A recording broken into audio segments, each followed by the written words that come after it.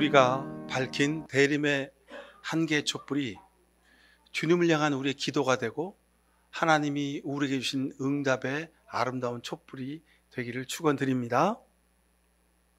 자, 오늘 읽은 본문 말씀 여러분 읽으시면서 몇 주 전에 우리가 성경 본문으로 읽은 말씀인데 그렇게 여러분 아마 생각하시는 분도 있으실 겁니다. 맞습니다. 한 달 전에 제가 여러분에게 말씀드린 설교 본문입니다. 네, 그날은 제가 일본 한일선교협의회를 다녀오느라고 한일선교협의회 보고와 같이 설교 말씀을 드렸어요. 그래서 이 말씀의 전체를 다 말씀드리지 못했습니다. 그래서 오늘 이 말씀을 다시 더 말씀드리기 위해서 오늘 본문으로 삼아 여러분에게 말씀드리고자 합니다. 오늘부터 우리가 대림절을 시작합니다. 대림절은 강림절 또는 대강절 여러 가지 의미로 말합니다만 똑같은 의미입니다. 예수 그리스도의 오심을 기다리고 준비하는 절기, 바로 이날입니다. 아기 예수님이 세상에 오신 것, 이것은 불가능한 일입니다. 왜냐하면 하나님이 인간의 몸으로 세상에 오셨다는 거죠. 그러기에 있을 수 없는 일이 우리에게 시작된 것입니다. 또 하나 육신으로 이 땅에 아기 예수님으로 오시는 예수님을 기다리는 것과 동시에 또 하나의 기다림이 있습니다. 그건 뭐냐면 예수님이 종말의 때에 이 세상에 오셔서 이 세상을 심판하시는 그날을 기다리는 겁니다. 여러분, 종말은 우리가 두 가지가 있다고 말씀드렸죠. 하나는 우주적 종말입니다. 온 세상의 마지막 날 예수님이 오셔서 세상의 모든 것들을 다 심판하신 때가 그 우주적 종말의 때입니다. 또 하나는 우리 개인적으로 맞는 우리 삶의 종말입니다. 이아무개, 김아무개, 박아무개인 내가 이 세상의 생명으로 살다가 하나님이 우리를 부르시는 그날, 우리 인생의 마지막 종말을 우리가 맞이하게 되죠. 여러분, 그때를 기다리며 사는 것입니다. 그렇게 우리는 평생을 기다림으로 산다고 해도 과언이 아닙니다. 오늘 밤에라도 하나님이 내 생명을 부르시면 우리는 주님 앞에 설 수밖에 없습니다. 여러분, 그날을 기다리며 살아가실 수 있길 바랍니다. 송권식이라는 사람이 쓴 지상에서 별로 온 손님이라는 책, 그 책 중에 이런 이야기 있습니다. 진짜로 남을 사랑한다는 것은 무엇일까요? 그것은 남의 마음이 되어 행동해 보는 것입니다. 판사가 죄인의 마음으로 재판을 하고 정치가가 서민의 마음으로 백성을 다스리고 상인이 고객의 마음으로 장사를 하고 선생님이 학생의 마음으로 가르치는 일입니다. 이 지상에서 별로 온 손님, 이 책은 아주 오래전 책입니다. 한 30여 년 전에 나온 책입니다. 근데 지금 오늘을 사는 우리 시대의 핵심적인 문제를 아주 잘 지적하고 있습니다. 판사가 죄인의 마음으로 재판을 하고 선생님이 학생의 마음으로 가르치고 상인이 고객의 마음으로 장사를 하면 무슨 문제가 되겠습니까? 그죠? 그런데 우리는 늘 자기 입장에서만 생각하고 판단하고 이야기하는 것이 문제입니다. 그러기에 우리가 성탄, 아기 예수님의 오심을 기다리는 것은 더욱더 큰 의미가 있습니다. 성탄은 하나님께서 세상에 오신 사건입니다. 하늘 보좌를 버리고 하나님이 이 세상에 오신 사건입니다. 오실 이유가 없고 필요가 없고 가능하지도 않은 일입니다. 근데 그 하나님이 이 세상에 오셨다는 겁니다. 성탄은 하나님이 전지전능하신 신적인 존재가 사람이 되신 사건입니다. 이거 될 수가 없습니다. 할 수가 없는 일입니다. 그런데 그렇게 하셨다는 겁니다. 그러게 여러분, 오늘 우리가 사는 이 세상에 수많은 문제들이 있습니다. 개인적으로는 남에게 말도 할 수 없고 남에게 드러낼 수도 없고 혼자 어떻게 하자니 해결되지도 않고 마음이 늘 불안하고 초조하고 긴장스럽고 아픔과 고통 가운데 있는 분 계십니까? 내가 수고하고 힘쓰고 애썼음에도 불구하고 이루지 못한 일 때문에 여러분 마음 무거운 일이 있으십니까? 그러기에 성탄은 우리 삶의 소망입니다. 나는 할 수 없지만 하나님은 하실 수 있기 때문에 그렇습니다. 하나님이 굳이 하나님의 몸을 버리고 이 세상에 사람의 몸으로 이 땅에 오신 이유는 바로 그런 우리를 위해서 주님이 오셨다는 사실입니다. 우리 세상에 많은 문제들도 있습니다. 내가 땀 흘려 일하는 직장에 내가 감당할 수 없는 일들이 많이 있습니다. 우리 회사가 어떻게 되지? 내가 이 회사에 계속 있어야 될까? 또는 내가 저 사람이랑 계속 관계를 하며 살아야 될까? 내가 저 사람의 얼굴을 매일 볼 수 있을까? 여러분, 이런 문제뿐만 아니라 우리가 살아가는 이 국가 공동체에 많은 문제들도 있습니다. 우리가 어떻게 그 문제들을 해결할 수 있겠습니까? 세계에 곳곳에 수많은 나라들의 문제가 있습니다. 오늘 지금 이 시간에도 총소리가 울려 퍼지고 그 총에 맞아 죽어가는 생명들이 이 지구상에 여러 곳에 있습니다. 그 문제를 여러분, 내가 어떻게 해결할 수 있겠습니까? 그냥 포기하고 말아야 할까요? 그런 우리에게 하나님이 아니다. 내가 세상에 내려간다. 내가 너와 함께 있겠다. 너희들의 눈물과 고통과 죽음의 자리에 내가 함께 있겠다. 그리고 예수님이 이 땅에 오신 것입니다. 그러니 여러분, 소망이 있습니다. 해결할 수 있습니다. 평화로 연루맺을 수 있습니다. 하나님께서 우리를 사랑하시고 이 땅을 사랑하셨기에 하나님이 우리를 사랑하시고 구원하시는 방법으로 이렇게 하신 겁니다. 내가 내 입장이 되어보겠다. 신적인 존재인 내가 너희들 사람의 입장으로 한번 세상을 살아보겠다 하신 겁니다. 그러니 여러분, 아직 소망이 있습니다. 포기하지 마시고 주저앉지 마시고 여러분 뒤돌아서지 마시기 바랍니다. 실패라고 여러분 선언하지 마시기 바랍니다. 하나님이 이 땅에 오십니다. 하나님이 오시는 이유는 바로 우리와 함께 같은 생각으로 같은 마음으로 우리 문제를 해결해 보시겠다는 하나님의 약속이고 사인입니다. 그러니 여러분, 해결될 것입니다. 풀어질 것입니다. 응답될 것입니다. 이루어질 수 있을 것입니다. 일하는 사람이 일시키는 입장에서 일을 하는 일이 생기게 될 겁니다. 일을 시키는 사람은 일하는 사람의 입장에서 그렇게 또 생각하고 일을 시키게 될 것입니다.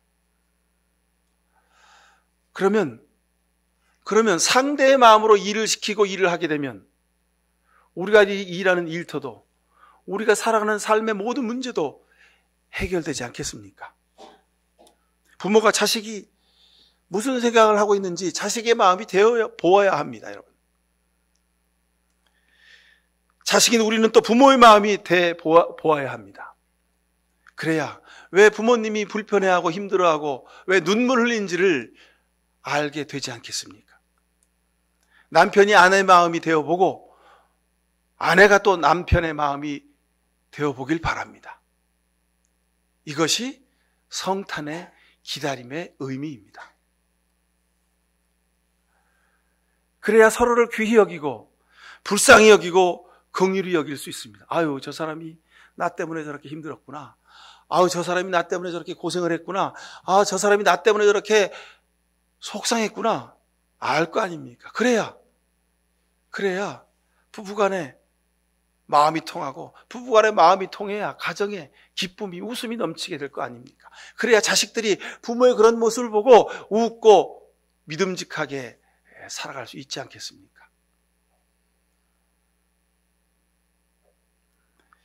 하나님이 우리 입장이 되셨기에 우리 마음의 형편과 우리의 눈물과 고통을 아십니다. 아프고 눈물나고 힘들었던 순간에 모든 기억을 주님이 다 하고 계신다는 뜻입니다. 그러게 하나님이 여러분의 마음을 알고 계십니다. 왜 주저했고, 왜 아파했고, 왜 고통스러웠고, 왜 눈물나고, 왜 미움과 증오로 찢어진 마음으로 밤을 새웠는지 주님이 여러분의 마음을 아신다는 뜻입니다. 예수님이 말 구유에 오셨다 하시는 말씀의 뜻입니다. 그 사건의 의미입니다. 하나님이 이 땅에 해필 왜 사람의 몸으로 오셔야 하셨을까요? 그 이유가 바로 여기 있습니다. 우리를 아시려고, 우리 입장이 되어보시려고, 우리와 함께 하시려고 하나님이 이 땅에 오신 겁니다. 그래서 여러분, 외로워하지 마시고 힘들어하지 마시고 주저앉아 계시지 마시길 바랍니다. 하나님이 내 곁에 와 계십니다. 여러분, 그러기에 우리도 이 대림의 절기에 우리도 좀 한 발 나서서 하나님의 입장이 되어보려고 좀 노력해 보시지 않으시렵니까? 여러분, 이 말에 어폐가 있습니다. 어떻게 사람인 내가 다른 사람의 입장이 되어보기도 힘든데 우리가 어떻게 인간적인 존재가 어떻게 신적인 존재, 하나님의 마음을 우리가 헤아려 알 수 있겠습니까? 그렇죠? 그건 불가능한 일입니다, 실은. 그런데 가능합니다. 왜냐하면 하나님이 나를 위해 오셨듯이 내가 하나님을 위하여 살 수 있는 길을 하나님이 열어주셨기 때문에 그렇습니다. 내가 능력이 있어서가 아닙니다. 내가 인품이 고매하고 내가 윤리적, 세상적인 지식이 깊어서가 아닙니다.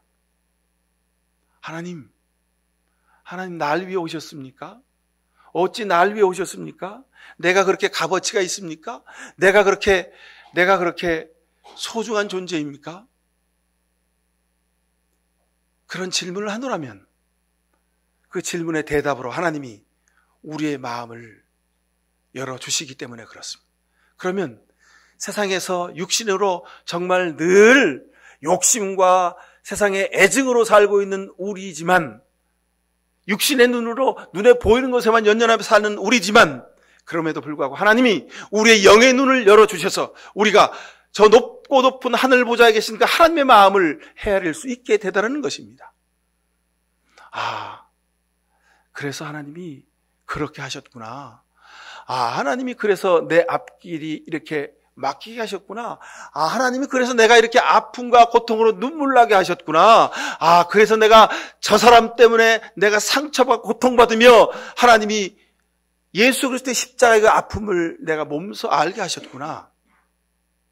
이 순간에 땅에 있는 내 마음과 하늘에 계신 하나님의 마음이 통하게 될 줄로 믿습니다. 그럼 이것이 은혜요, 이것이 성령 충만함이요, 이것이 믿음인 줄로 믿습니다. 구유에 오신 아기 예수님, 이 상징은 매우 영적인 상징입니다. 하나님이 우리 인간의 생각과 예상과 논리를 뛰어넘는 분이란 그런 뜻입니다. 여러분, 내가 하나님이라면 굳이 이럴 필요 없는 거죠. 굳이 우리가 무슨 구유에 오고 무슨 그 아들 예수님을 세상에서 제자들을 12명 불러 모으고 복음을 증거하고 아픈 사람을 고치고, 그리고 또 제자들이 배신을 하고 대제사장들이 예수님을 잡아 가두고 예수님을 모욕하고, 그리고 대제사장들의 그 모략으로 십자가 달려 죽고, 이렇게 복잡하고 이렇게 가능하지도 않는 이런 방법을 우리가 쓰겠습니까? 그죠? 내가 하나님이면 그냥 단칼에 죄 많은 자들을 다 엄벌하고, 단칼에 하나님을 향하여 등 돌리고 있는 자들을 다 엄벌하고, 그리고 하나님을 믿음으로 하나님을 따라 살려고 하는 사람들만 딱 모아서 그렇게 하나님의 나라를 만들면 그것이 간단하고 분명하고 확실한 방법 아니겠습니까? 그죠? 우리 같으면, 사람 같으면, 저 같으면 그렇게 했을 것 같아요. 그렇게 복잡하게 하나님이 세상에 인간으로 오시고 그 인간이 참신인지 참 하나님인지 신학적으로 복잡하게 만들고 그럴 필요가 없잖아요. 그죠? 하나님이시면 전지전능하시니까 악한 사람들은 딱 단죄하고 선한 사람들만 딱 모아서 하나님의 나라를 만들고, 그러면 세상 복잡할 거 하나도 없습니다. 그죠? 근데 하나님은 우리의 예상을 뛰어넘는 분이시기에 이렇게 하시는 겁니다. 오늘이라도 하나님이 우리를 부르시면 우리는 하나님 앞에 설 수밖에 없습니다. 그러기에 하나님은 우리에게 기회를 주시는 겁니다.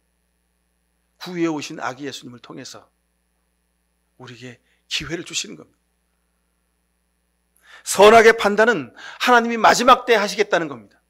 하나님이 지금이라도 선악의 판단을, 구원과 심판의 판단을 하실 수 있지만, 그러나 구유에 오신 아기 예수님을 통해서, 십자가 달려 죽으시는 그 예수님을 통해서 우리에게 다시 한번 기회를 주시겠다는 겁니다. 이것이 하나님의 사랑이요, 하나님의 은혜입니다.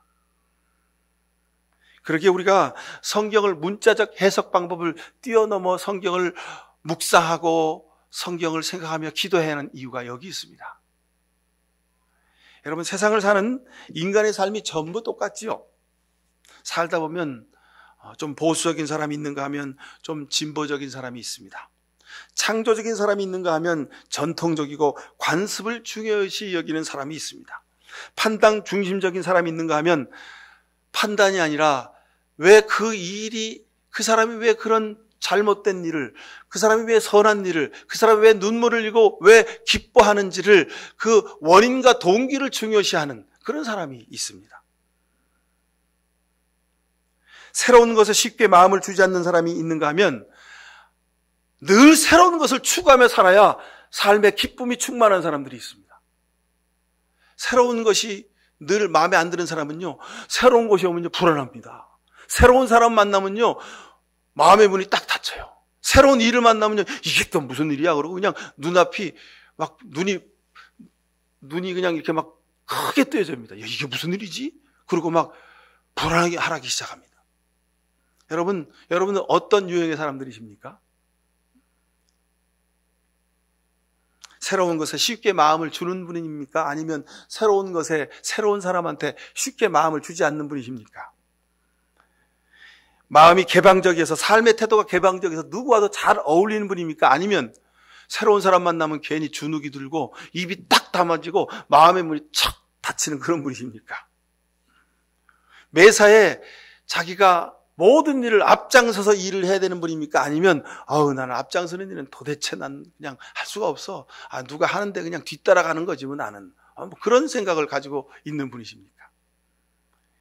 늘 자기중심적으로 판단하고 늘 자기 생각이 앞서는 분입니까? 아니면 아니지, 내가 틀릴 수도 있지. 왜 이렇게 내가 고집을 부릴까 하고 자기를 늘 돌아보고 다른 사람의 생각을 고려하는 그런 삶의 태도를 가진 분이십니까?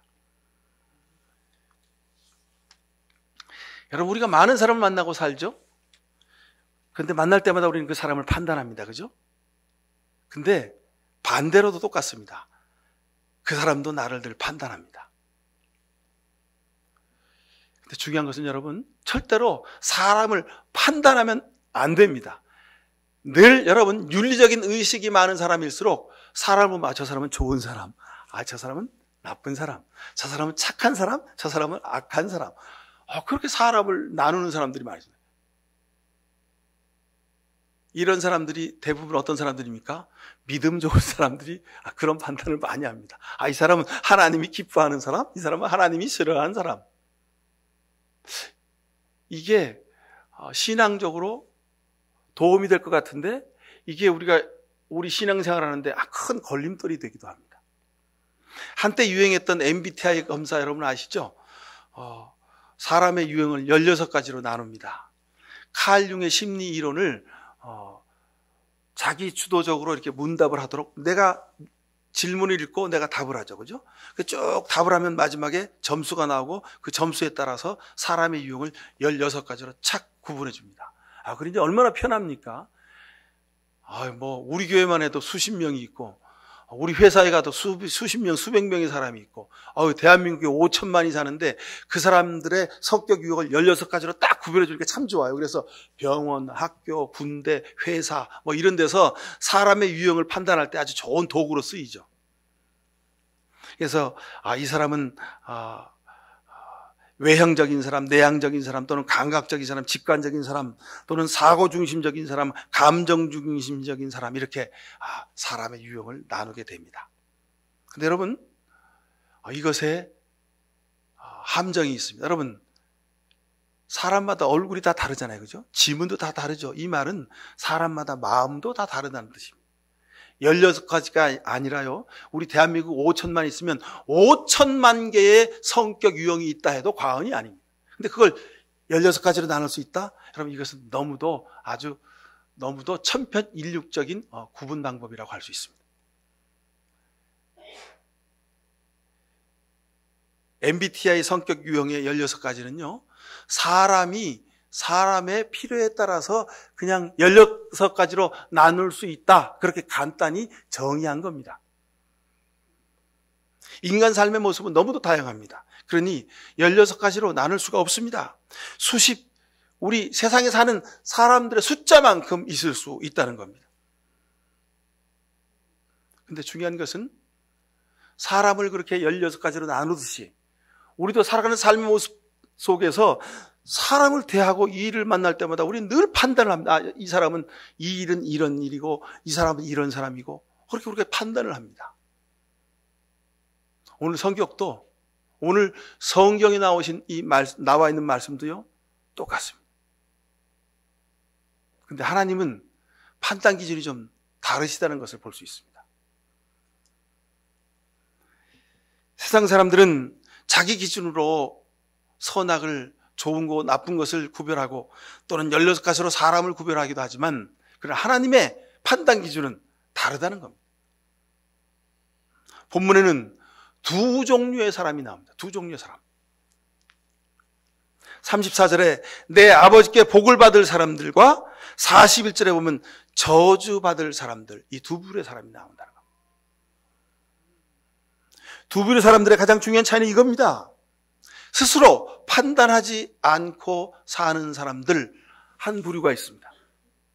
그리고 한 부류의 사람들은 자기 기준으로 판단하며 사는 사람들입니다. 늘 자기 기준이, 자기 판단이, 자기 선택이 옳았다고 생각하는 사람들입니다. 여러분 기억하십시오.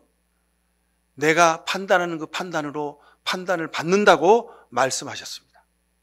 그럼 그 어느 누구도 판단하지 마시길 바랍니다.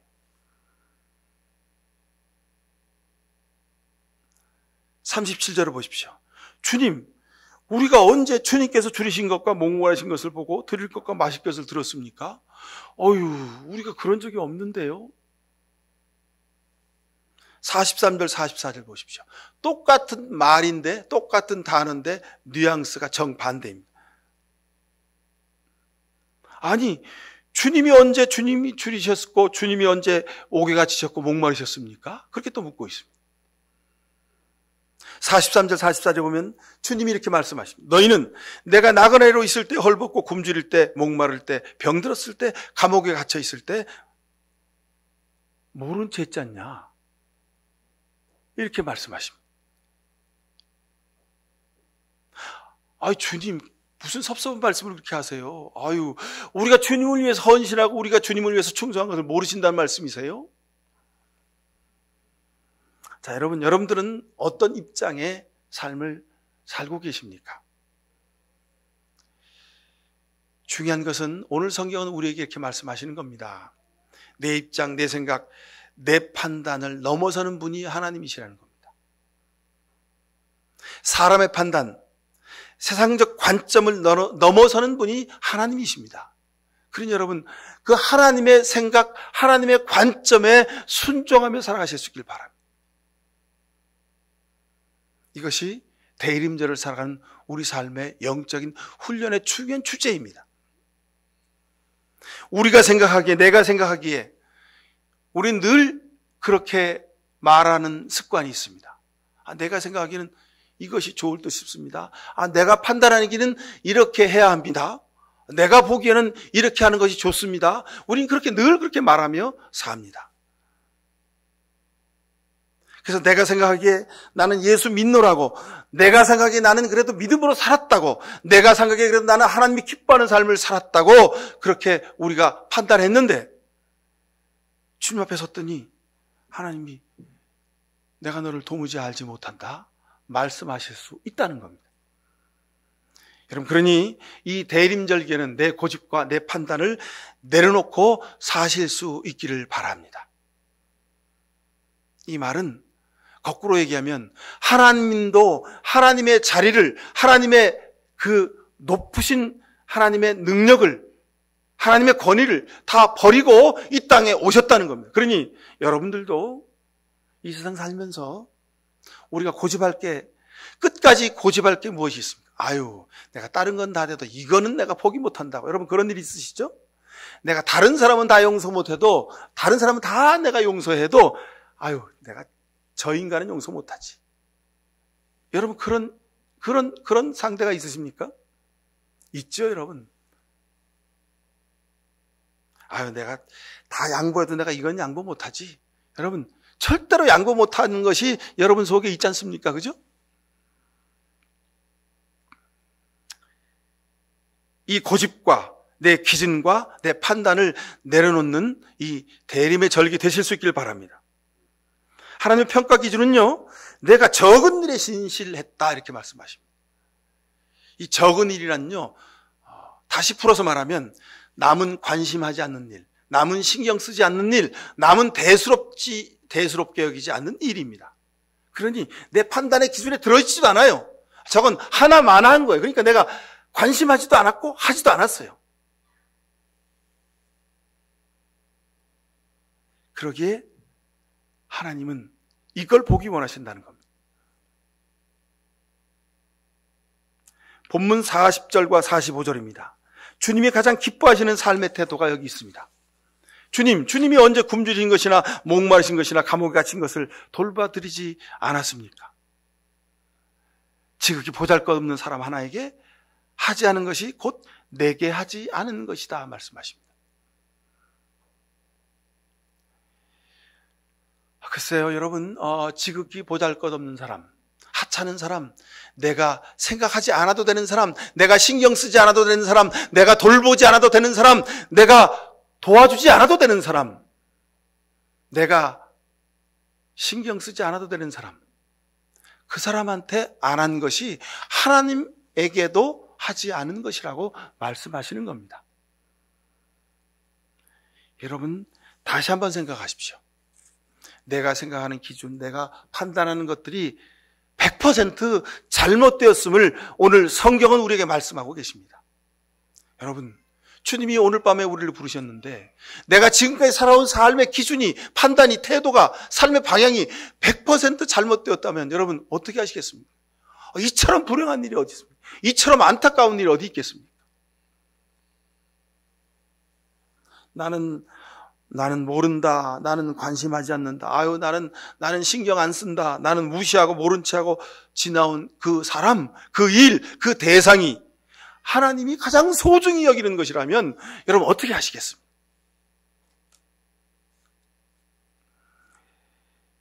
여러분, 큰일, 중요한 일 때문에 지나친 일들이 있죠. 누가복음 10장의 선한 사마리아 사람 이야기가 대표적인 이야기 아닙니까, 여러분? 제사장 레위인들 중요한 일 때문에 저기 죽어가는 사람, 아유, 저기 또 하나 인간 같지도 않은 녀석이 하나 지금 저기서 아이고 쓰러져 있네.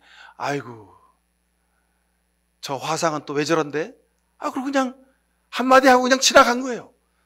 내 삶과, 내 레위인의 삶과 내 제사장의 삶과는 전혀 상관이 없는 그런 인간 같지도 않는 존재들이에요. 그러니까 그냥 무관심하고 지나간 거예요. 바쁘니까, 큰 일도 아닌 일이기 때문에, 중요하지 않은 일이기 때문에, 내가 관심하지 않는 일이기 때문에, 절대로 돈이 되지 않는 일이기 때문에, 절대로 내 명예와 내 삶에 영향을 끼치지 않을 일이기 때문에 우리는 그냥 스쳐 지나가는 겁니다. 그런데 주님은 이걸 보고 계셨던 겁니다. 주님은 이걸 보고 계신 겁니다. 하나님은 박수받고 인정받고 능력을 자랑할 일을 보시지 않겠다는 겁니다. 그것은 너희가, 내가 없어도, 내가 시키지 않아도 너희들이 알아서 다 잘 해오지 않느냐는 거예요. 내가 보는 것은 너희에게 이롭지도 않고 내 이름을 내는 일도 아니고 그런 일들, 내가 관심하지도 않는 일들, 거기에 하나님은 관심하시겠다는 겁니다.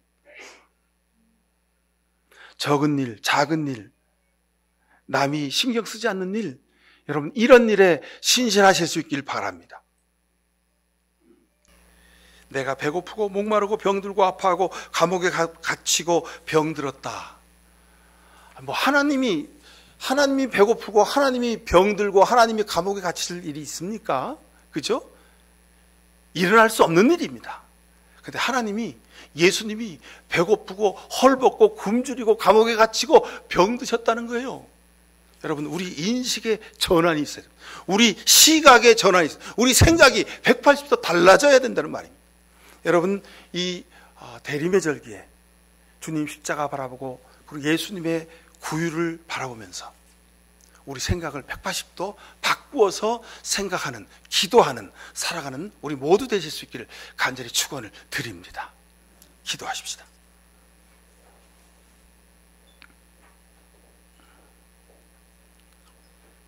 사랑의 아버지 하나님, 우리를 불쌍히 여겨 주옵소서.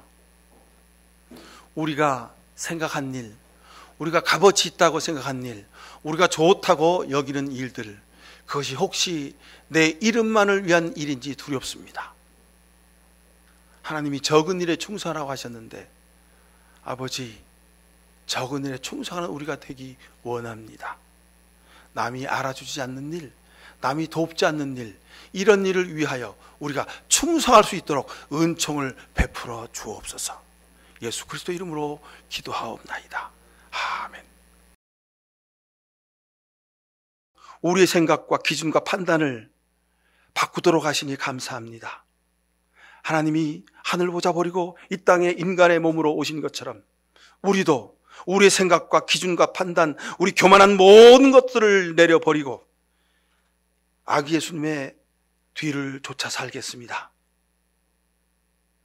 이런 귀한 결단을 하는 이 시간 머리 숙인 모든 주의 백성들 머리 위에 하나님 아버지의 귀하신 사랑과 이 땅에 사람의 몸으로 오신 아기 예수님의 귀하신 은총과 우리에게 믿음으로 다시 한번 바로 서도록 역사하시는 성령의 감화 감동하심이 사랑하는 주의 백성들, 가정과 자녀들, 일터, 그리고 우리 교회와 이 땅의 역사 위에 지금부터 영원히 함께해 주시옵기만을 간절히 축원하옵나이다. 아멘.